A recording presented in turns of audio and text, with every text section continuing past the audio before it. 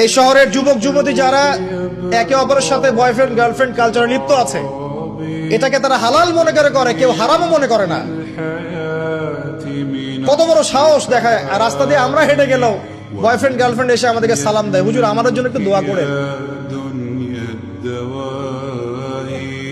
তো প্রত্যেকটা পার্কে পার্কে যাবেন, এই যে আপনাদের রেস্টুরেন্ট গুলোতে যাবেন, দর্শনীয় যে স্পট গুলো সেখানে যাবেন, বেধার সে জানা হচ্ছে জিনা আর জিনা।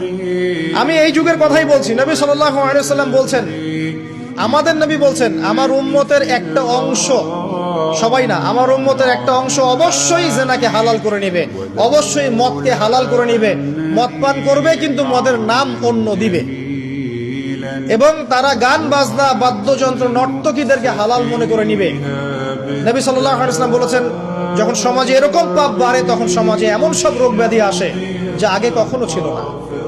এবং এদের ব্যাপারে নবীজি বলেছেন, একদিন সকালবেলা আল্লাহ পাক এদেরকে বানর এবং শুয়োর বানিয়ে দিবে। কিয়ামতের আগে এই ঘটনাও ঘটবে, বিকৃত হবে, ভূমিধস, ভূমিকম্প, ভূমিধস এবং আকৃতির বিকৃতি, এগুলো আযাব আসবে আল্লাহর কাছে, আল্লাহর পক্ষ থেকে।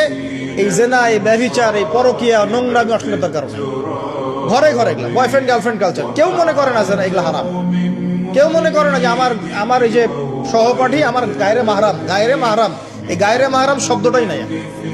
কাজিন, চাচাতো বোন, মামাতো বোন, খালাতো বোন, এই যে কাজিন, এরা জেনা করছে। কি দেখা বাকি রেখেছে এই যুগে আমরা? এই যুগে আমরা দেখছি যে নিজের মেয়ের সাথে পিতার শারীরিক সম্পর্ক। পেপার পত্রিকা পড়েন, একটু অনলাইন ঘাটেন, দেখেন কোন যুগে আছেন আপনি। সমাজে ন্যায় অন্যায় হক বাতিলের মানদণ্ডই উল্টে যাবে। মানুষ ন্যায়কে অন্যায় মনে করবে, অন্যায়গুলোকে ন্যায় মনে করে নিবে।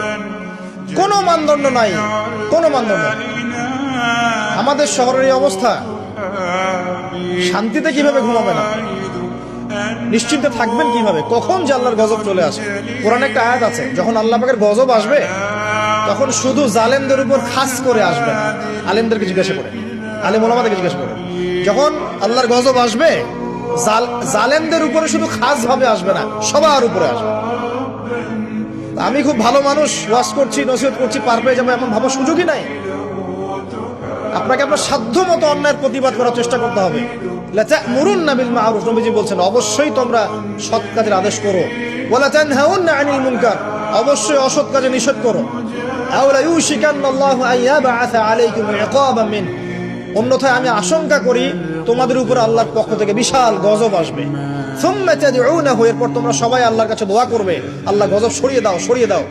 লা ইউস্তাজাবু দুআকুম, তোমাদের